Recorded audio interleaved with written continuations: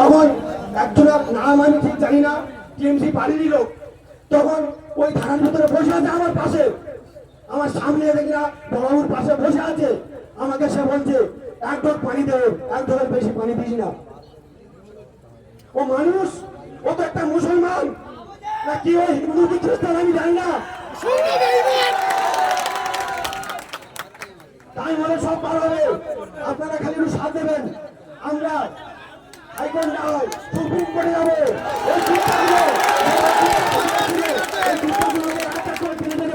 আমরা তাতে আমার ভাই বিক্রি করতে করবো, তাতে আমার সাথ করে যাবে।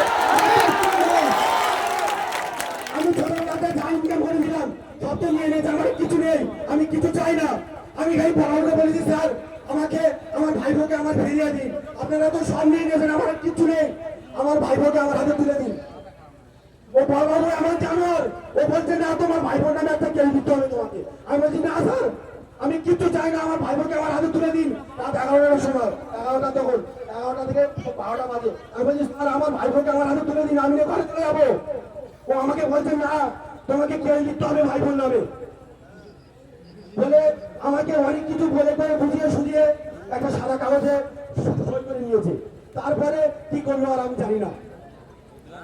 এইভাবে যদি বা একের পর এক যদি বা জুলুম অত্যাচার হয়, এতে মানুষ বাঁচতে পারবে?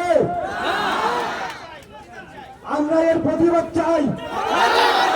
থানার যে আইসি আর রাজীব সরকারের সঙ্গে আরো 4টে জানোয়ার ছিল, আরো 4টে জানোয়ার ছিল।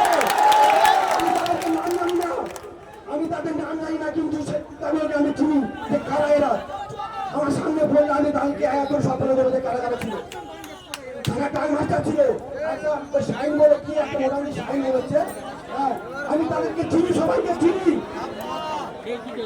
ওদেরকে আমি ভাবো না কেমন পর্যন্ত আমার ভাইবোন কিভাবে চলতে করবে আমার সামনে মরেছে। মানুষ তো সবাই বুঝতে ভুল করছে কিভাবে একটা ভালো বাচ্চাকে কিভাবে মেরেছে, সেটাই মাত্র আমি জানি। তার মনে যখন আমার ভাইপো হাসপাতালে ভর্তি আছে, আমি ভাইপোকে তখন একটু একটু কথা বলতে পারছে ভাইপো। আমি ভাইপোকে একই করতে করতে আমি ভাইপোকে বলছি, বলি মনো তুই আমার ঘরে চুরি করলি। আমার ভাইপো তখন ঝরঝর করে কাঁদছে আর বলছে বলছি আপনার কোনোদিন আমার একটা কাজের একটা তুলে হাতিতে দেখো তো ছোটবেলা থেকে বলে ভাইপো ভালো করে কথা বলতে পারছি না, 2 নয় মরে ঝরঝর করে পানি ধরছে আমার ভাইপো। সেই বাচ্চাটাকে কিভাবে মেরে মেরে মেরে মেরে মেরে ফেলবে ওরা মানুষ, ওরা সবাই আমাদের সঙ্গে থাকবে তো আমরা